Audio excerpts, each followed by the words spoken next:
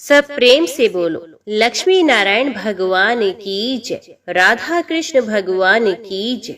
श्री सुखदेव जी कहते हैं, परीक्षित, भगवान श्री कृष्ण ने देखा कि माता पिता को मेरे ऐश्वर्य का, मेरे भगवत भाव का ज्ञान हो गया है, परंतु इन्हें ऐसा ज्ञान होना ठीक नहीं। इससे तो ये पुत्र स्नेह का सुख भी नहीं पा सकते। ऐसा सोचकर उन्होंने उन पर अपनी वे योग माया फैला दी जो उनके स्वजनों को मुग्ध रखकर उनकी लीला में सहायक होती है।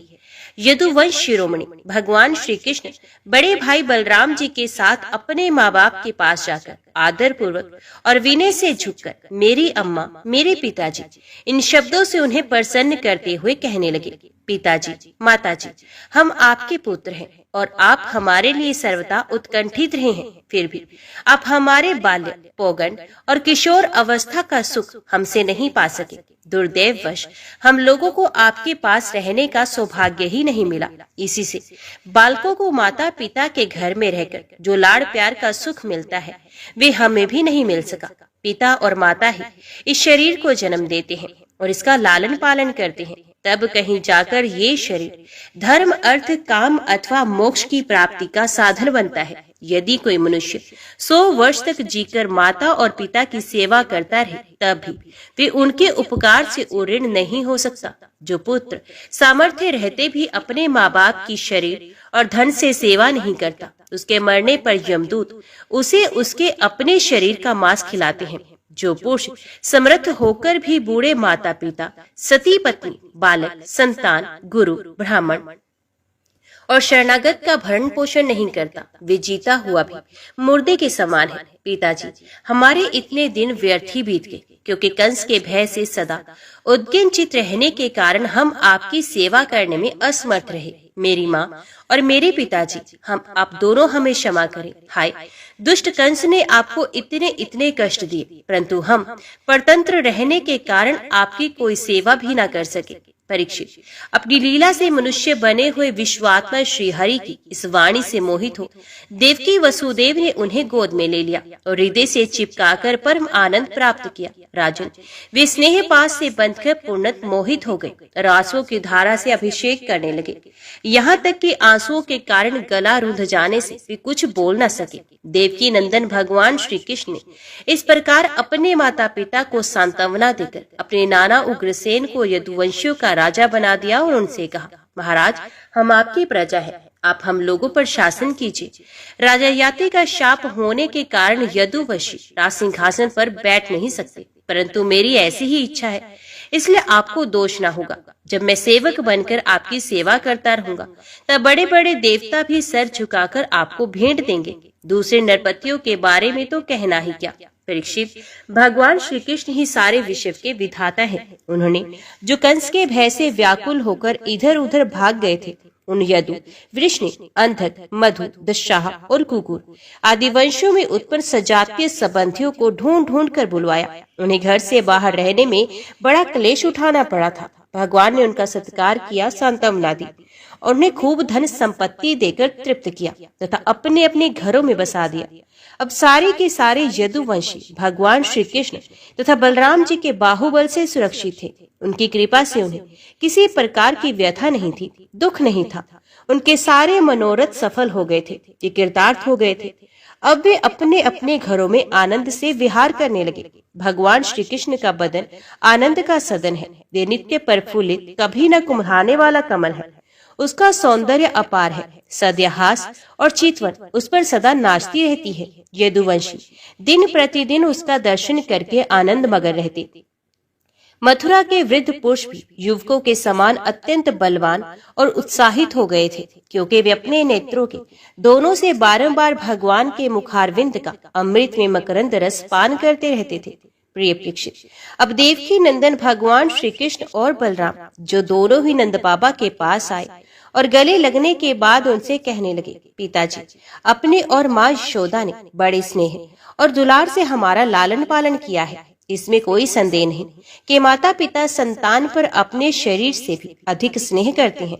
जिन्हें पालन पोषण न कर सकने के कारण स्वजन संबंधियों ने त्याग दिया है, उन बालकों को जो लोग अपने पुत्र के समान लाड़ प्यार से पालते हैं, वे ही वास्तव में उनके माँ बाप होते हैं। पिताजी, अब आप लोग व्रज में जाइए। इसमें संदेह नहीं कि हमारे बिना वात्सल्य स्नेह के कारण आप लोगों को बहुत दुख होगा। यहाँ के सुहृद संबंधियों को सुखी करके हम आप लोगों से मिलने के लिए आएंगे। भगवान श्री कृष्ण ने नंद बाबा और दूसरे व्रजवासियों को इस प्रकार समझा बुझाकर बड़े आदर के साथ वस्त्र, आभूषण और अनेक धातुओं के बने बर्तन आदि देकर उनका सत्कार किया।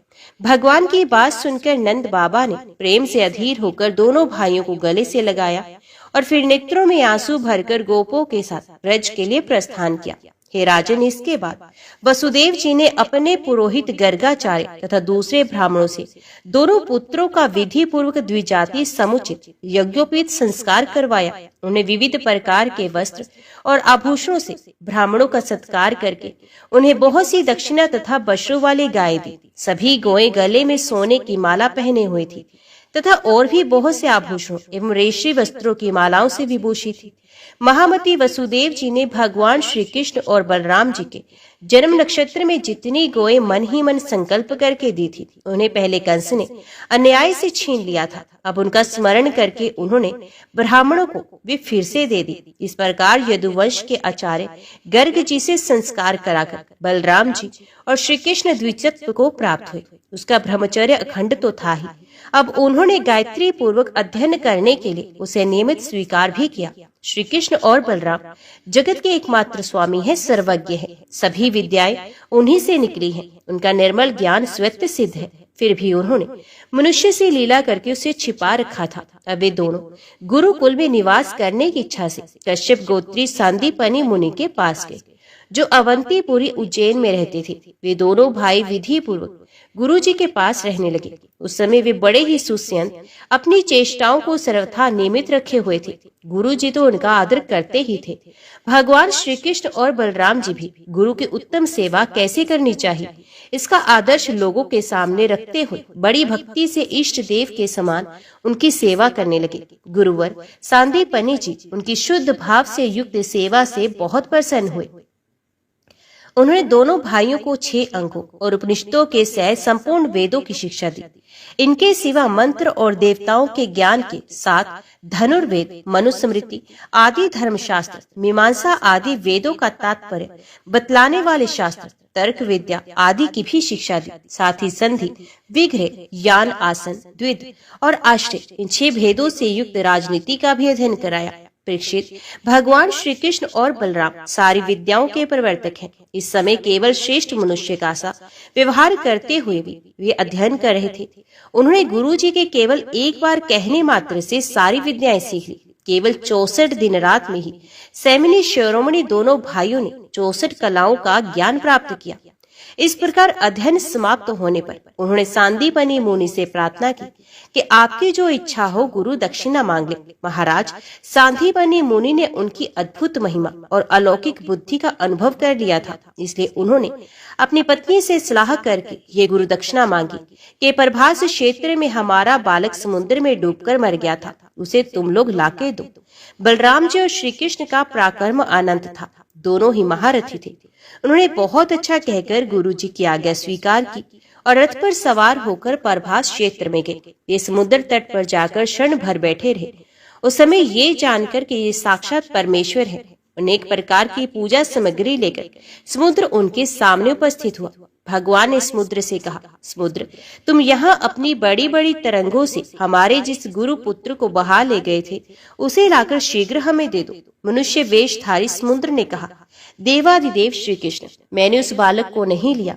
मेरे जल में पंचजन नाम का एक बड़ा भारी दैत्य जाति का असुर शंख के रूप में रहता है। अवश्य ही उसी ने वे बालक चुरा लिया होगा। समुद्र की बात सुनकर भगवान तुरंत ही जल में जा घुसे और शंखासुर को मार डाला, परंतु वे बालक उसके पेट में नहीं मिला। तब उसके शरीर का शंख लेकर भगवान रथ पर चले आए। वहां से बलराम जी के साथ श्री कृष्ण ने यमराज की पूरी सैमनी में जाकर अपना शंख बजाया। शंख का शब्द सुनकर सारी प्रजा का शासन करने वाले यमराज ने उनका स्वागत सत्कार किया और भक्ति भाव से भरकर विधि पूर्वक उनकी बहुत बड़ी पूजा की। उन्होंने नम्रता से झुककर समस्त प्राणियों के हृदय में विराजमान सच्चिदानंद स्वरूप भगवान श्री कृष्ण से कहा, लीला से ही मनुष्य बने हुए सर्वव्यापक परमेश्वर, मैं आप दोनों की क्या सेवा करूं? श्री भगवान ने कहा, यमराज, यहाँ अपने कर्म बंधन के अनुसार मेरा गुरु पुत्र लाया गया है, तो मेरी आज्ञा स्वीकार करो और उसके कर्म पर ध्यान ना देकर उसे मेरे पास ले आओ। यमराज ने जो आज्ञा कहकर भगवान का आदेश स्वीकार किया और उनका गुरु पुत्र ला दिया। तब यदुवंश शिरोमणि भगवान श्री कृष्ण और बलराम जी उस बालक को लेकर उज्जैन लौट आए और उसे अपने गुरुदेव को सौंपकर कहा कि आप और जो कुछ चाहे मांग ले। गुरुजी ने कहा, बेटा, तुम दोनों ने भली भांति गुरु दक्षिणा दी, अब और क्या चाहिए? जो तुम्हारे जैसे पुरुषोत्तमों का गुरु है, उसका कौन सा मनोरथ अपूर्ण रह सकता है? वीरों, अब तुम दोनों अपने घर जाओ। तुम्हें लोगों को पवित्र करने वाली कीर्ति प्राप्त हो। तुम्हारी पड़ी हुई विद्या इस लोक और परलोक में सदा नवीन बनी रहे, कभी विस्मृत ना हो। बेटा परीक्षित फिर गुरु जी से आज्ञा लेकर वायु के समान वेग और मेघ के समान शब्द वाले रथ पर सवार होकर दोनों भाई मथुरा लौट आए। मथुरा की प्रजा बहुत दिनों तक श्री कृष्ण और बलराम जी को ना देखने से अत्यंत दुखी हो रही थी। अब उन्हें आया देख सबके सब परम आनंद में मगन हो गए, मानो खोया हुआ धन मिल गया हो। उद्धव जी वृषवंशियों में एक प्रधान पुरुष थे। वे साक्षात बृहस्पति जी के शिष्य और परम बुद्धिमान थे। उनकी महिमा के संबंध में इससे बढ़कर और कौन सी बात कही जा सकती है कि वे भगवान श्री कृष्ण के प्यारे सखा तथा मंत्री भी थे। एक दिन शरणागतों के सारे दुख हर लेने वाले भगवान श्री कृष्ण ने अपने प्रिय भक्त और एकांत प्रेमी उद्धव जी का हाथ अपने हाथ में लेकर कहा, सौम्य स्वभाव उद्धव, तुम व्रज में जाओ। वहाँ मेरे माता पिता नंद बाबा और यशोदा मैया है, उन्हें आनंदित करो। और गोपियां मेरे वीर्य की व्याधि से बहुत ही दुखी हो रही हैं, उन्हें मेरे संदेश सुनाकर उस वेदना से मुक्त करो। प्यारे उद्धव, गोपियों का मन नित्य निरंतर मुझ में ही लगा रहता है। उनके प्राण, उनका जीवन, उनका सर्वस्व मैं ही हूँ। मेरे लिए उन्होंने अपने पति, पुत्र आदि सभी सगे संबंधियों को छोड़ दिया है। उन्होंने बुद्धि से भी मुझे को अपना प्यारा, अपना प्रियतम नहीं अपनी आत्मा ही मान रखा है। मेरा ये व्रत है कि जो लोग मेरे लिए लौकिक और पारलौकिक धर्मों को छोड़ देते हैं, उनका भरण पोषण मैं स्वयं करता हूँ। प्रिय उद्धव, मैं उन गोपियों का परम प्रियतम हूँ। मेरे यहाँ चले आने से वे मुझे दूरसत मानती हैं और मेरा स्मरण करके अत्यंत मोहित हो रही हैं, बार बार मूर्छित हो जाती हैं। वे मेरे विरह की व्यथा से विवल हो रही हैं, प्रतिक्षण मेरे लिए उत्कंठित रहती हैं। मेरी गोपियां, मेरी प्रेयसियां इस समय बड़े ही कष्ट और यत्न से अपने प्राणों को किसी प्रकार संभाल रखी हैं। मैंने उनसे कहा था कि मैं आऊंगा, वही उनके जीवन का आधार है। उद्धव, और तो क्या कहूँ, मैं ही उनकी आत्मा हूँ। वे नित्य निरंतर मुझ में ही तन्मय रहती हैं। जब भगवान श्री कृष्ण ने ये बात कही, तब उद्धव जी बड़े आदर से अपने स्वामी का संदेश लेकर रथ पर सवार हुए और नंदगांव के लिए चल पड़े। परम सुंदर उद्धव जी सूर्यास्त के समय नंद बाबा के व्रज में पहुंचे। उसमें जंगल से गाय लौट रही थी। उनके खुरों के आघात से इतनी धूल उड़ रही थी कि उनका रथ ढक गया था। ब्रजभूमि में ऋतुमयी गौओं के लिए मतवाले सांड आपस में लड़ रहे थे। उनकी गर्जना से सारा व्रज गूंज रहा था। थोड़े दिनों की ब्याई हुई गौएं अपने थनों के भारी भार से दबी होने पर भी अपने अपने बछड़ों की ओर दौड़ रही थी। सफेद रंग के बछड़े इधर उधर उछल कूद मचाते हुए बहुत ही भले मालूम होते थे। गाय दूहने की धर धर ध्वनि से, बांसुरी की मधुर टेर से भी ब्रज की अपूर्व शोभा हो रही थी। गोपी और गो सुंदर सुंदर वस्त्र तथा गहनों से सज धज कर श्री कृष्ण तथा बलराम जी के मंगलमय चरित्रों का गान कर रहे थे और इस प्रकार व्रज की शोभा और भी बढ़ गई। गोपों के घरों में अग्नि, सूर्य, अतिथि, गो, ब्राह्मण और देवता, पितरों की पूजा थी। धूप की सुगंध चारों ओर फैल रही थी और दीपक चकमगा रहे थे। उन घरों को पुष्पों से सजाया गया था। ऐसे मनोहर ग्रहों से सारा व्रज और भी मनोरम हो रहा था। चारों ओर वन पंक्तियां फूलों से लद रही थी। पक्षी चहक रहे थे और भोरे गुंजार कर रहे थे। वहां जल और स्थल दोनों ही कमलों के वन से शोभायमान थे और हंस, बत्तख आदि पक्षी वन में विहार कर रहे थे।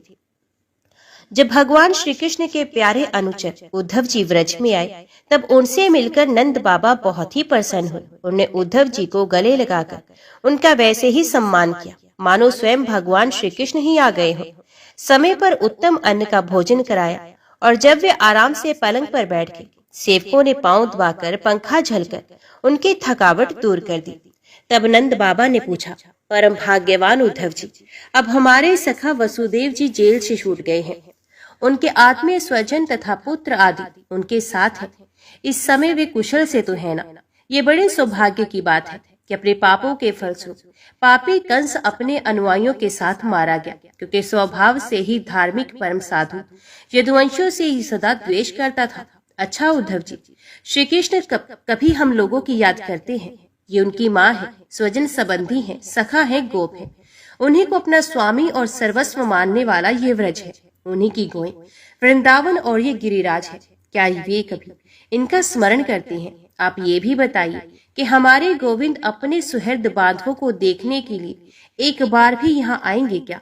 यदि वे यहाँ आ जाते तो हम उनकी ये सुघड़ नासिका, उनका मधुर हास्य और मनोहर चितवन से युक्त मुकम्मल तो देख लेते। उद्धव जी, श्री कृष्ण का हृदय उदार है, उनकी शक्ति अनंत है। उन्होंने दावानल से, आंधी पानी से, वृषासुर और अजगर आदि अनेकों मृत्यु के निमित्तों से, जिन्हें टालने का कोई उपाय नहीं था, एक बार नहीं अनेक बार हमारी रक्षा की है। उद्धव जी, हम श्री कृष्ण के विचित्र चरित्र, उनकी विलासपूर्ण तिरछी चित्र, उन्मुक्त हास्य, मधुर भाषण आदि का स्मरण करते रहते हैं और उसमें इतने तन्मय रहते हैं कि अब हमसे कोई कामकाज नहीं हो पाता। जब हम देखते हैं कि ये वही नदी है जिसमें श्री कृष्ण जल क्रीड़ा करते थे, ये वही गिरिराज है जिसे उन्होंने एक हाथ पर उठा लिया था, ये वे ही वन के प्रदेश है जहाँ श्री कृष्ण गोए चराते हुए बांसुरी बजाते थे, और ये वही स्थान है जहाँ वे अपने सखाओं के साथ अनेकों प्रकार के खेल खेलते थे, और साथ ही ये भी देखते थे कि यहाँ उनके चरण चिन्ह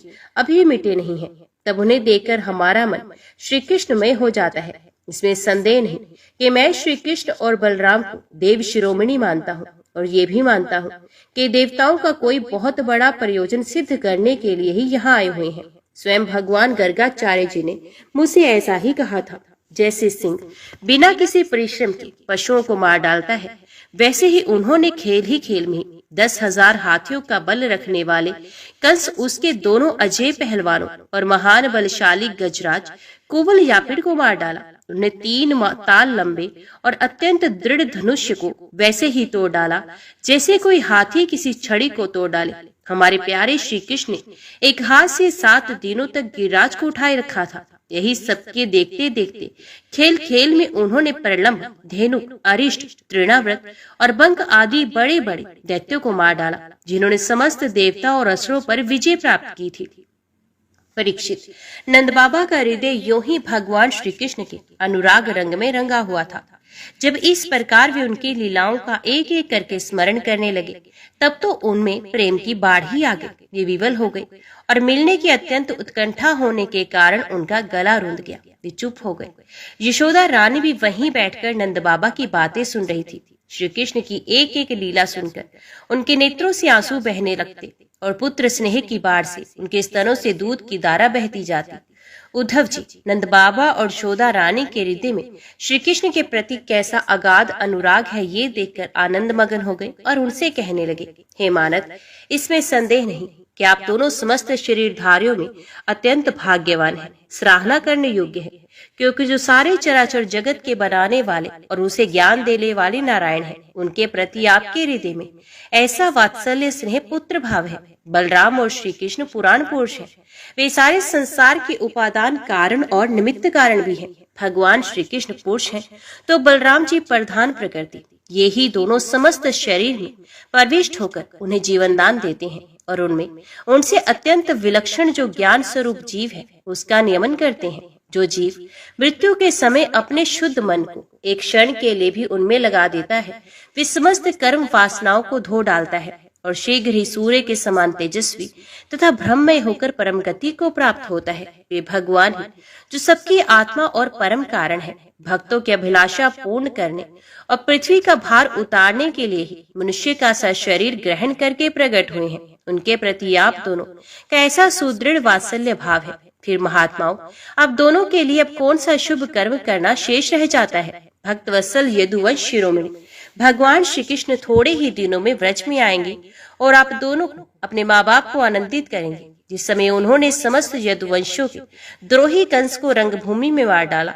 और आपके पास आकर कहा कि मैं ब्रज में आऊंगा, उस कथन को वे जरूर सत्य करेंगे।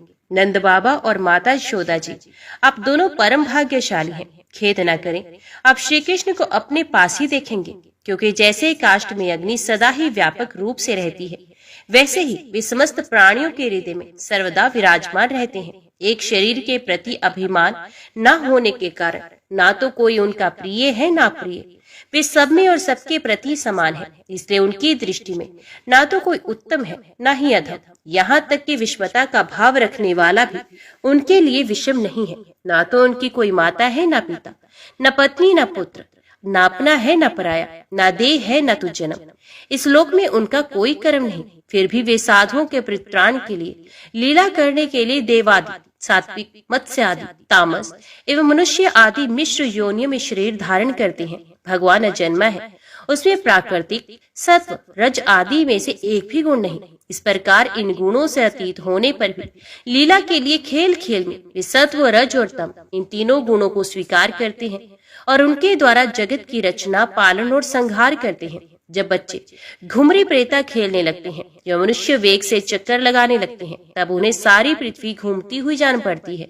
वैसे ही वास्तव में सब कुछ करने वाला चित्त ही है, परंतु उस चित्त में अहम बुद्धि हो जाने के कारण भ्रमवश उसे आत्मा अपने मैं समझ लेने के कारण जीव अपने को कर्ता समझने लगता है। भगवान श्री कृष्ण केवल आप दोनों के ही पुत्र नहीं हैं, वे समस्त प्राणियों के आत्मा, पुत्र, माता पिता और स्वामी भी हैं। बाबा, जो कुछ देखा या सुना जाता है, वे चाहे भूत से संबंध रखता हो या वर्तमान से अथवा भविष्य से, स्थावर हो या जंगम हो, महान हो अथवा अल्प हो, ऐसी कोई वस्तु ही नहीं जो भगवान श्री कृष्ण से पृथक हो। बाबा, श्री कृष्ण के अतिरिक्त ऐसी कोई वस्तु नहीं जिसे वस्तु कह सके। वास्तव में वे सब वे ही हैं, वे ही परमार्थ सत्य हैं। परीक्षित, भगवान श्री कृष्ण के सखा उद्धव और नंद बाबा इसी प्रकार आपस में बात करते रहे और वे रात बीत गई। कुछ रात शेष रहने पर गोपियां उठी। दीपक जलाकर उन्होंने घर की देलियों पर वसुदेव का पूजन किया, अपने घरों को झाड़ बुहार कर साफ किया और फिर दही मतने लगी। गोपियों की कलाइयों में कंगन शोभायमान हो रहे थे। रस्सी खींचते समय वे बहुत भली मालूम हो रही थी। उनके नितंब स्तन और गले के हार हिल रहे थे। कानों के कुंडल हिल हिलकर उनके कुमकुम मंडित कपोलों की लालिमा बढ़ा रहे थे। उनके आभूषणों की मणियां दीपक की ज्योति से और भी जगमगा रही थी और इस प्रकार वे अत्यंत शोभा से संपन्न होकर दही मथ रही थी। उस समय गोपियां कमल नैन भगवान श्री कृष्ण के मंगलमय चरित्रों का गान कर रही थी। उनका वे संगीत दही मथने की ध्वनि से मिलकर और भी अद्भुत हो गया तथा स्वर्गलोक तक जा पहुंचा, जिसकी स्वर लहरी सब और फैलकर दिशाओं का अमंगल मिटा देती है। जब भगवान सूर्य का उदय हुआ, तब गोपिकाओं ने देखा कि नंद बाबा के दरवाजे पर एक सोने का रथ खड़ा है। एक दूसरे से पूछने लगी कि किसका रथ है। किसी गोपी ने कहा, कंस का प्रयोजन सिद्ध करने वाला अक्रूर ही तो कहीं फिर से नहीं आ गया, जो कमल नैन प्यारे श्याम सुंदर को यहाँ से मथुरा ले गया था। किसी दूसरी गोपी ने कहा, क्या अब वे हमें ले जाकर अपने मरे हुए स्वामी कंस का पिंडदान करेगा? अब यहाँ उसके आने का क्या प्रयोजन हो सकता है? ब्रजवासिनी स्त्रियां इसी प्रकार आपस में बातचीत कर ही रही थी कि उसी समय नित्य क्रम से निवृत्त होकर उद्धव जी वहां पहुंचे। गोपियों ने देखा श्री कृष्ण के सेवक उद्धव जी की आकृति और वेशभूषा श्री कृष्ण से मिलती जुलती है। घुटनों तक लंबी लंबी भुजाएं हैं, नूतन कमल दल के समान कोमल नेत्र हैं, शरीर पर पीताम्बर धारण किए हैं, गले में कमल पुष्पों की माला है, कानों में मणि जटित कुंडल झलक रहे हैं और मुखार विंद अत्यंत प्रफुल्लित है। पवित्र मुस्कान वाली गोपियों ने आपस में कहा, ये पुरुष देखने में तो बहुत सुंदर है, परंतु ये है कौन? कहाँ से आया है? किसका दूत है? इसने श्री कृष्ण जैसी वेशभूषा क्यों धारण कर रखी है? सबकी सब गोपियां उनका परिचय प्राप्त करने के लिए अत्यंत उत्सुक हो गई और उनमें से बहुत सी पवित्र कीर्ति भगवान श्री कृष्ण के चरण कमलों के आश्रित तथा उनके सेवक सखा उद्धव जी को चारों ओर से घेर कर खड़ी हो गई। जब उन्हें मालूम हुआ कि ये तो रमा रमण भगवान श्री कृष्ण का संदेश लेकर आए हैं, तब उन्होंने विनय से झुककर सैलज, हास्य, चितवन और मधुर वाणी आदि से उद्धव जी का अत्यंत सत्कार किया। तथा एकांत में आसन पर बैठाकर वे उनसे इस प्रकार कहने लगी, उद्धव जी, हम जानती हैं कि आप यदुनाथ के पार्षद हैं, उन्हीं का संदेश लेकर यहाँ पधारे हैं। आपके स्वामी ने अपने माता पिता को सुख देने के लिए आपको यहाँ भेजा है, अन्यथा हमें तो अब नंदगांव में गौ के रहने की जगह में उनके स्मरण करने योग्य कोई भी वस्तु दिखाई नहीं पड़ती।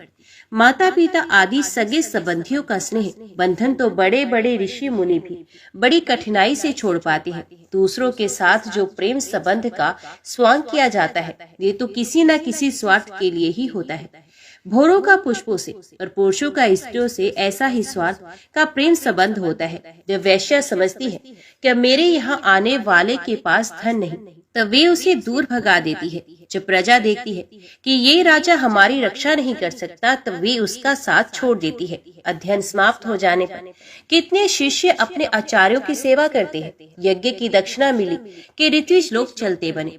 जब वृक्ष पर फल नहीं रहते, तब पक्षीगण वहाँ से बिना कुछ सोचे विचारे उड़ जाते हैं। भोजन कर लेने के बाद अतिथि लोग भी गृहस्थ की ओर देखते हैं। वन में आग लगी कि पशु भाग खड़े हुए, चाहे स्त्री के हृदय में कितना भी अनुराग हो। यार पुरुष अपना काम बना लेने के बाद उलटकर भी तो नहीं देखता। परीक्षित, गोपियों के मन, वाणी और शरीर श्री कृष्ण में ही तल्लीन थे। जब भगवान श्री कृष्ण के दूत बनकर उद्धव जी व्रज में आए, तब वे उनसे इस प्रकार कहते कहते भूल ही गई कि कौन सी बात किस तरह किसके सामने कहनी चाहिए। भगवान श्री कृष्ण ने बचपन से लेकर किशोर अवस्था तक जितनी भी लीलाएं की थी, उन सबकी याद कर करके गोपियां उनका गान करने लगी। वे आत्म विस्मृत होकर स्त्री सुलभ लज्जा को भी भूल गई और फूट फूट कर रोने लगी। एक गोपी को उस समय स्मरण हो रहा था कि भगवान श्री कृष्ण के मिलन की लीला का। उसी समय उसने देखा कि पास ही एक भोरा गुनगुना रहा है। उसने ऐसा समझा मानो मुझे रूठी हुई समझकर श्री कृष्ण ने मनाने के लिए दूत भेजा है। ये गोपी भोरे से इस प्रकार कहने लगी, रे मधु, तू कपटी का सखा है, इसलिए तू भी कपटी है। तू हमारे पैरों को मत छू, झूठे प्रणाम करके हमसे अनुन्य विनय मत कर। हम देख रही हैं कि श्री कृष्ण की जो वनमाला हमारी सोतों के वक्षस्थल के स्पर्श से मसली हुई है, उसका पीला पीला कुमकुम तेरी मूछों पर भी लगा है। तू स्वयं भी तो किसी कुसुम से प्रेम नहीं करता, यहाँ से वहाँ उड़ा करता है। जैसे तेरे स्वामी वैसा ही तू। मधुपति श्री कृष्ण मथुरा की माननी नायिकाओं को मनाया करे। उनका ये कुमकुम रूप कृपा प्रसाद जो यदुवंशियों की सभा में उपहास करने योग्य है, अपने ही पास रखें। उसे तेरे द्वारा यहाँ भेजने की क्या आवश्यकता है? जैसे तू काला है, वैसे ही वे भी हैं। तू भी पुष्पों का रस लेकर उड़ जाता है, वैसे ही वे भी निकल गए। उन्होंने हमें केवल एक बार, हाँ ऐसा ही लगता है, केवल एक बार अपनी तनिक सी मोहिनी और परम मादक अधर सुधा पिलाई थी, और फिर हम भोली भाली गोपियों को छोड़कर वे यहाँ से चले गए। पता नहीं सुकुमारी लक्ष्मी उनके चरण कमलों की सेवा कैसे करती रहती हैं। अवश्य ही वे शैल शबीले श्री कृष्ण की चिकड़ी चुपड़ी बातों में आ गई होंगी। चित्तचोर ने उनका भी चित्त चुरा लिया होगा। अरे भ्रमर, हम वनवासी नहीं हैं, हमारे तो घर द्वार भी नहीं है। तू हम लोगों के सामने यदुवंश शिरोमणि श्री कृष्ण का बहुत सा गुणगान क्यों कर रहा है? ये सब भला हम लोगों को मनाने के लिए ही तो है, परंतु नहीं, वे हमारे लिए कोई नए नहीं है, हमारे लिए जाने पहचाने बिल्कुल पुराने हैं। तेरी चापलूसी हमारे पास नहीं चलेगी। तू जा, यहाँ से चला जा, और जिनके साथ सदा विजयी रहती है उन श्री कृष्ण की मधुर पूर्वासिनी सखियों के सामने जाकर उनका गुणगान कर। वे नहीं है, उनकी लीलाएं कम जानती है, और इस समय वे उनकी प्यारी हैं। उनके हृदय की पीड़ा उन्होंने मिटा दी है। वे तेरी प्रार्थना स्वीकार करेंगी, तेरी चापलूसी से प्रसन्न होकर तुझे मुंह मांगा वस्तु देंगी। भोरे, वे हमारे लिए छटपटा रहे हैं, ऐसा तू क्यों कहता है? उनकी कपट भरी मनोहर मुस्कान और बोहों के इशारे से जो वश में ना हो जाए, उनके पास दौड़ी ना आए, ऐसी कौन सी स्त्रियां हैं? अरे अनजान, स्वर्ग में, पाताल में और पृथ्वी में ऐसी एक भी स्त्री नहीं। औरों की तो बात ही क्या, स्वयं लक्ष्मी जी भी उनके चरण रज की सेवा किया करती हैं। फिर हम श्री कृष्ण के लिए किस गिनती में हैं? परंतु तू उनके पास जाकर कहना कि तुम्हारा नाम तो उत्तम श्लोक है, अच्छे अच्छे लोग तुम्हारी कीर्ति का गान करते हैं, परंतु इसकी सार्थकता तो इसी में है कि तुम दीनों पर दया करो, नहीं तो कृष्ण तुम्हारा उत्तम श्लोक नाम झूठा पड़ जाता है। अरे मधुकर, देख, तू मेरे पैर पर सिर मत टेक। मैं जानती हूँ कि तू अनुन्य विनय करने में, क्षमा याचना करने में बड़ा निपुण है। मालूम होता है कि तू श्री कृष्ण से ही यही सीख कर आया है कि रूठे हुए को मनाने के लिए दूत को, संदेश वाहक को कितनी चाटुकारिता करनी चाहिए। परंतु समझ ले कि यहाँ तेरी दाल नहीं गलने वाली। देख, हमने श्री कृष्ण के लिए ही अपने पति, पुत्र और दूसरे लोगों को छोड़ दिया, परंतु उनमें तनिक भी कृतज्ञता नहीं। वे ऐसे निर्मोही निकले कि हमें छोड़कर चलते बने। अब तू ही बता, ऐसे अकृतज्ञ के साथ हम क्या संधि करें? क्या तू अब भी चाहता है कि उन पर विश्वास करना चाहिए? अरे मधु, जब वे राम बने थे तब उन्होंने कपिराज बाली को व्याध के समान छिपकर बड़ी निर्दयता से मारा था। बेचारी शूर्पणखा कामवश उनके पास आई थी, परंतु उन्होंने अपनी स्त्री के वश में होकर उस बेचारी के नाक कान काट डाले और इस प्रकार उसे कुरूप बना दिया। ब्राह्मण के घर वामन के रूप में जन्म लेकर उन्होंने क्या किया? बलि ने तो उनकी पूजा की, उनकी मुहमांगी वस्तु दी और उन्होंने उसकी पूजा ग्रहण करके भी उसे वरुण पाश में बांधकर पाताल में डाल दिया। ठीक वैसे ही जैसे कौआ बलि खाकर भी बलि देने वाले को अपने अनन्य साथियों के साथ मिलकर घेर लेता है और परेशान करता है। अच्छा, तो अब जाने दे, हमें श्री कृष्ण से क्या, किसी भी काली वस्तु के साथ मित्रता से कोई प्रयोजन नहीं। परंतु यदि तो ये कहे कि जब ऐसा है तो तुम लोग उनकी चर्चा क्यों करती हो, तो भ्रमर, हम सच कहती हैं, एक बार जिसे उसका चस्का लग जाता है वे उसे छोड़ नहीं सकता। ऐसी दशा में हम चाहने पर भी उनकी चर्चा नहीं छोड़ सकती। श्री कृष्ण की लीला रूप कर्ण अमृत के एक कण का भी जो स्वादन कर लेता है, उसके राग, द्वेष, सुख, दुख आदि द्वंद्व छूट जाते हैं। यहाँ तक कि बहुत से लोग तो अपने दुख से सनी हुई घर गृहस्थी छोड़कर अकिंचन हो जाते हैं, अपने पास कुछ भी संग्रह परिग्रह नहीं रखते और पक्षियों की तरह चुन चुन कर भीख मांगकर अपना पेट भरते हैं, दीन दुनिया से जाते रहते हैं, फिर भी श्री कृष्ण की लीला कथा छोड़ नहीं पाते। वास्तव में उसका रस, उसका चस्का ऐसा ही है। यदि दशा हमारी हो वैसे जैसे कृष्ण सार मृग की पत्नी भोली भाली हरनिया व्याध के सुमधुर गान का विश्वास कर लेती हैं और उसके जाल में फंसकर मारी जाती हैं, वैसे ही हम भोली भाली गोपियां भी उस छलिया कृष्ण की कपट भरी मीठी मीठी बातों में आकर उन्हें सत्य के समान मान बैठी और उनके नख स्पर्श से होने वाली काम व्याधि का बार बार अनुभव करती रही। इसलिए श्री कृष्ण के दूत भोरे, अब इस विषय में तू और कुछ मत कह, तुझे कहना ही है तो कुछ दूसरी बात कह। हमारे प्रियतम के प्यारे सखा, जान पड़ता है कि तुम एक बार उधर जाकर फिर लौट आए हो। अवश्य ही हमारे प्रियतम ने मनाने के लिए तुम्हें यहाँ भेजा होगा। प्रिय भ्रमर, तुम सब प्रकार से हमारे माननीय हो, कहो तुम्हारी क्या इच्छा है, हमसे जो चाहो सो मांग लो। अच्छा, तुम सच बताओ, क्या हमें वहाँ ले चलना चाहती हो? अजी, उनके पास जाकर लौटना बड़ा कठिन है, हम तो उनके पास जा चुकी है, परंतु तुम हमें वहाँ ले जाकर करोगे क्या? प्यारे भ्रमर, उनके साथ उनके वक्ष स्थल पर तो उनकी प्यारी पत्नी लक्ष्मी जी सदा रहती है ना, तब वहाँ हमारा निर्वाह कैसे होगा? अच्छा, हमारे प्रियतम के प्यारे दूत मधुकर, हमें ये बतलाओ कि आर्य पुत्र भगवान श्री कृष्ण गुरुकुल से लौटकर मधुपुरी में अब सुख से तो है ना? क्या वे कभी नंद बाबा, यशोदा रानी, यहाँ के घर, सगे संबंधी, ग्वाल बालों को याद करते हैं? और क्या हम दासियों की भी कोई बात कभी चलाते हैं? प्यारे भ्रमर, हमें ये भी बतलाओ कि कभी वे अपनी अगर के समय दिव्य सुगंध से युक्त भुजा हमारे सर पर रखेंगे? क्या हमारे जीवन में कभी ऐसा शुभ अवसर भी आएगा? श्री सुखदेव जी कहते हैं, परीक्षित, गोपियां भगवान श्री कृष्ण के दर्शन के लिए अत्यंत उत्सुक लालायित हो रही थी, उनके लिए तड़प रही थी। उनके बातें सुनकर उद्धव जी ने उन्हें उनके प्रियतम का संदेश सुनाकर सांत्वना देते हुए इस प्रकार कहा। उद्धव जी ने कहा, अहो गोपियों, तुम कृत्य हो, तुम्हारा जीवन सफल है। देवियों, तुम सारे संसार के लिए पूजनीय हो, क्योंकि तुम लोगों ने इस प्रकार भगवान श्री कृष्ण को अपना हृदय, अपना सर्वस्व समर्पित कर दिया है। दान, व्रत, तप, होम, जप, वेदाध्ययन ध्यान, धारणा, समाधि और कल्याण के अन्य विविध साधनों के द्वारा भगवान की भक्ति प्राप्त हो, यही प्रयत्न किया जाता है। ये बड़े सौभाग्य की बात है कि तुम लोगों ने पवित्र कीर्ति भगवान श्री कृष्ण के प्रति वही सर्वोत्तम प्रेम भक्ति प्राप्त की है और उसी का आदर्श स्थापित भी किया है, जो बड़े बड़े ऋषि मुनियों के लिए भी अत्यंत दुर्लभ है। सचमुच ये कितने सौभाग्य की बात है कि तुमने अपने पुत्र, पति, देह, स्वजन और घरों को छोड़कर पुरुषोत्तम भगवान श्री कृष्ण को, जो सबके परम पति हैं, पति के रूप में वर्ण किया है। महाभाग्यवती गोपियों, भगवान श्री कृष्ण के वियोग से तुमने उन इंद्रियातीत परमात्मा के प्रति ये भाव प्राप्त कर लिया है, जो सभी वस्तुओं के रूप में उनका दर्शन कराता है।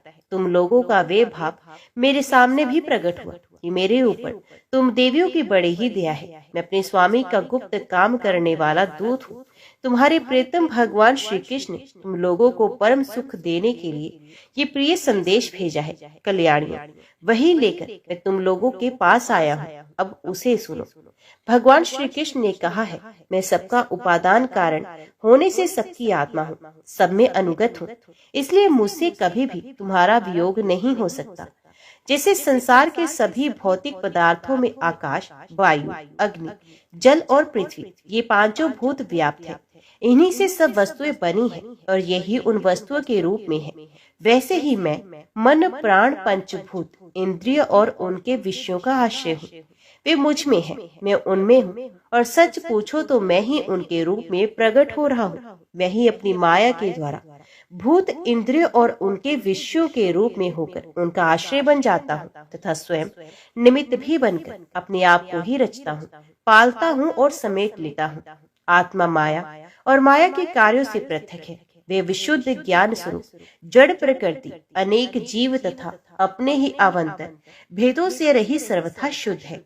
कोई भी गुण उसका स्पर्श नहीं कर पाते। माया की तीन वृत्तियां हैं, सुषुप्ति, स्वप्न और जागरण। इनके द्वारा वही अखंड अनंत बोध स्वरूप आत्मा कभी प्राज्ञ तो कभी तेजस और कभी विश्व रूप से प्रतीत होती है। मनुष्य को चाहिए कि वे समझे, स्वप्न में दिखने वाले पदार्थों के समान ही जागृत अवस्था में इंद्रियों के विषय भी प्रतीत हो रहे हैं, वे मिथ्या है। इसलिए उन विषयों का चिंतन करने वाले मन और इंद्रियों को रोक ले और मानो सोकर उठा हो। इस प्रकार जगत के स्वाप्निक विषयों को त्याग कर मेरा साक्षात्कार करे। जिस प्रकार सभी नदियां घूम फिरकर समुद्र में ही पहुंचती हैं, उसी प्रकार मनस्वी पुरुषों का वेदाभ्यास, योग साधन, आत्मनातम, विवेक, त्याग, तपस्या, इंद्रिय संयम और सत्य आदि समस्त धर्म मेरी प्राप्ति में ही समाप्त होते हैं। सबका सच्चा फल है मेरा साक्षात्कार, क्योंकि वे सब मन को निरुद्ध करके मेरे पास पहुंचाते हैं। गोपियों, इसमें संदेह नहीं कि मैं तुम्हारे नयनों का ध्रुव तारा हूँ, तुम्हारा जीवन सर्वस्व है। किंतु मैं जो तुमसे इतना दूर रहता हूँ, उसका कारण है वे यही है कि तुम निरंतर मेरा ध्यान कर सको। शरीर से दूर रहने पर भी मन से तुम मेरी सन्निधि का अनुभव करो। अपना मन मेरे पास रखो, क्योंकि स्त्री और अनन्य प्रेमियों का चित्त अपने परदेसी प्रियतम में जितना निश्चल भाव से लगा रहता है, उतना आंखों के सामने पास रहने वाले प्रियतम में नहीं लगता। अशेष वृत्तियों से रहित संपूर्ण मन मुझ में लगाकर जब तुम लोग मेरा अनुसरण करोगे, तब शीघ्र ही सदा के लिए मुझे प्राप्त हो जाओगे। कल्याणी, जिस समय मैंने वृंदावन में शारदीय पूर्णिमा की रात्रि में रास क्रीड़ा की थी, उस समय जो गोपियां स्वजनों के रोक लेने से व्रज में ही रह गई, मेरे साथ रास विहार में सम्मिलित नहीं हो सकी, वे मेरी लीलाओं का स्मरण करने से ही मुझे प्राप्त हो गई थी। तुम्हें भी मैं मिलूंगा अवश्य, निराश होने की कोई बात नहीं। श्री सुखदेव जी कहते हैं, परीक्षित, अपने प्रियतम श्री कृष्ण का संदेशा सुनकर गोपियों को बड़ा आनंद हुआ। उनके संदेश से उन्हें श्री कृष्ण के स्वरूप और एक एक लीला की याद आने लगी। गोपियों ने कहा, उद्धव जी, ये बड़े सौभाग्य की और आनंद की बात है कि यदुवंशियों को सताने वाला पापी कंस अपने अनुयायियों के साथ मारा गया। ये भी कम आनंद की बात नहीं कि श्री कृष्ण के बंधु बांधव और गुरुजनों के सारे मनोरथ पूर्ण हो गए तथा अब हमारे प्यारे श्याम सुंदर उनके साथ सकुशल निवास कर रहे हैं। किंतु उद्धव जी, एक बात आप हमें बताइए, जिस प्रकार हम अपनी प्रेम भरी लजीली मुस्कान और उन्मुक्त चितवन से उनकी पूजा करती हैं और वे भी हमसे प्यार करते थे, उसी प्रकार मथुरा की स्त्रियों से भी प्रेम करते हैं या नहीं। तब दूसरी गोपी बोल उठी, अरे सखी, हमारे प्यारे श्याम सुंदर तो प्रेम की मोहिनी कला के विशेषज्ञ हैं। सभी श्रेष्ठ स्त्रियां उनसे प्यार करती हैं। फिर भला जब नगर की स्त्रियां उनसे मीठी मीठी बातें करेंगी और हाव भाव से उनकी ओर देखेंगी, तब वे उन पर क्यों ना रिझेंगे। दूसरी गोपियां बोली, साधु, आप ये तो बताइए कि जब कभी नागरी नारियों की मंडली में कोई बात चलती है और हमारे प्यारे स्वच्छंद रूप से बिना किसी संकोच के जब प्रेम की बातें करने लगते हैं, तब क्या कभी प्रसंगवश हम गवार ग्वालिनों को भी याद करते हैं। कुछ गोपियों ने कहा, उद्धव जी, क्या कभी श्री कृष्ण उन रात्रियों का स्मरण करते हैं जब कुमुदनी तथा कुंद के पुष्प खिले हुए थे, चारों ओर चांदनी छिटक रही थी और वृंदावन अत्यंत रमणीय हो रहा था। उन रात्रियों में ही उन्होंने रास मंडल बनाकर हम लोगों के साथ नृत्य किया था। कितनी सुंदर थी वे रासलीला। उस समय हम लोगों के पैरों की नूपुर रुनझुन रुनझुन बज रहे थे। हम सब सखियां उन्हीं की सुंदर सुंदर लीलाओं का गान कर रही थी और वे हमारे साथ नाना प्रकार के विहार कर रहे थे। कुछ दूसरी गोपियां बोल उठी, उद्धव जी, हम सब तो उन्हीं के विरह को आग से जल रही हैं। देवराज इंद्र जैसे जल बरसाकर वन को हरा भरा कर देते हैं, उसी प्रकार क्या कभी श्री कृष्ण भी अपने कर स्पर्श आदि से हमें जीवन दान देने के लिए यहाँ आएंगे। तब एक गोपी ने कहा, अरे सखी, अब तो उन्होंने शत्रुओं को मारकर राज्य पा लिया है, जिसे देखो वही उनका सुहृद बना फिरता है। अब बड़े बड़े नरपतियों की कुमारियों से विवाह करेंगे, उनके साथ आनंद पूर्वक रहेंगे। यहाँ हम ग्वारनों के पास क्यों आएंगे। दूसरी गोपी ने कहा, नहीं सखी, महात्मा श्री कृष्ण जो स्वयं लक्ष्मीपति है, उनकी सारी कामनाएं पूर्ण ही हैं। वे कृत्य कृत्य हैं। हम वनवासिनी ग्वालिनों अथवा दूसरी राजकुमारियों से उनका कोई प्रयोजन नहीं। हम लोगों के बिना उनका कौन सा काम अटक रहा है। देखो, वैश्या होने पर भी पिंगला ने क्या ठीक ही कहा है, संसार में किसी की आशा न रखना ही सबसे बड़ा सुख है। ये बात हम जानते हैं, फिर भी हम भगवान श्री कृष्ण के लौटने की आशा छोड़ने में असमर्थ हैं। उनके शुभ आगमन की आशा ही तो हमारा जीवन है। हमारे प्यारे श्याम सुंदर ने, जिनकी कीर्ति का गान बड़े बड़े महात्मा करते रहते हैं, हमसे एकांत में जो मीठी मीठी प्रेम की बातें की हैं, उन्हें छोड़ने का, भुलाने का उत्साह भी हम कैसे कर सकती हैं। देखो तो, उनकी इच्छा ना होने पर भी स्वयं लक्ष्मी जी उनके चरणों से लिपटी रहती हैं। एक क्षण के लिए भी उनका अंग संग छोड़कर कहीं नहीं जाती। उद्धव जी, ये वही नदी है जिसमें वे विहार करते थे। ये वही पर्वत है जिसके शिखर पर चढ़कर बांसुरी बजाते थे। ये वही वन है जिसमें वे रात्रि के समय रास लीला करते थे। और ये वही गोए हैं जिनको चराने के लिए वे सुबह शाम हम लोगों को देखते हुए जाते थे। और ये ठीक वैसी ही वंशी की तान हमारे कानों में गूंजती रहती है, जैसे वे अपने अधरों के संयोग से छेड़ा करते थे। बलराम जी के साथ श्री कृष्ण ने इन सभी का सेवन किया है। यहाँ का एक एक प्रदेश, एक एक धूलिकण उनके परम सुंदर चरण कमलों से चिन्हित है। इन्हें जब जब हम देखती हैं, सुनती हैं, दिन भर ये तो करती रहती हैं। तब तक वे हमारे प्यारे श्याम सुंदर नंद नंदन को हमारे नेत्रों के सामने लाकर रख देते हैं। उद्धव जी, हम किसी भी प्रकार मरकर भी उन्हें भूल नहीं सकती। उनकी वे हंस किसी सुंदर चाल, उन्मुक्त हास्य, विलासपूर्ण चितवन और मधुमय वाणी, आह, उन सब ने हमारा चित्त चुरा लिया है। हमारा मन हमारे वश में नहीं है। अब हम उन्हें भूले तो किस तरह। हमारे प्यारे श्री कृष्ण, तुम ही हमारे जीवन के स्वामी हो, सर्वस्व हो। प्यारे, तुम लक्ष्मी नाथ हो तो क्या हुआ, हमारे लिए तो ब्रजनाथ ही हो। हम व्रज गोपियों के एकमात्र तुम ही सच्चे स्वामी हो। श्याम सुंदर, तुमने बार बार हमारी व्यथा मिटाई है, हमारे संकट काटे हैं। गोविंद, तुम गोओं से बहुत प्रेम करती हो, क्या हम गोए नहीं हैं? तुम्हारा ये सारा गोकुल जिसमें गवाल बाल, माता पिता, गोए और हम गोपियां सब कोई हैं, दुख के अपार सागर में डूब रहा है। तुम इसे बचाओ, आओ हमारी रक्षा करो। प्रिय परीक्षित, भगवान श्री कृष्ण का प्रिय संदेश सुनकर गोपियों के विरह व्यथा शांत हो गई थी। वे इंद्रियातीत भगवान श्री कृष्ण को अपनी आत्मा के रूप में सर्वत्र स्थित समझ चुकी थी। अब वे बड़े प्रेम और आदर से उद्धव जी का सत्कार करने लगी। उद्धव जी गोपियों के विरह व्यथा मिटाने के लिए कई महीनों तक वहीं रहे। वे भगवान श्री कृष्ण की अनेकों लीलाएं और बातें सुना सुनाकर ब्रजवासियों को आनंदित करते रहते। नंद बाबा के व्रज में जितने दिनों तक उद्धव जी रहे, उतने दिनों तक भगवान श्री कृष्ण की लीला की चर्चा होते रहने के कारण ब्रजवासियों को ऐसा जान पड़ा मानो अभी एक ही क्षण हुआ हो। भगवान के परम प्रेमी भक्त उद्धव जी कभी नदी तट पर जाते, कभी वनों में विहरते और कभी गिरिराज की घाटियों में विचरते, कभी रंग बिरंगे फूलों से लदे हुए वृक्षों में ही रम जाते और यहाँ भगवान श्री कृष्ण ने कौन सी लीला की है ये पूछ पूछ कर ब्रजवासियों को भगवान श्री कृष्ण और लीला के स्मरण में तन्मय कर देते। उद्धव जी ने व्रज में रहकर गोपियों की इस प्रकार प्रेम विकलता तथा और भी बहुत सी प्रेम चेष्टाएं देखी।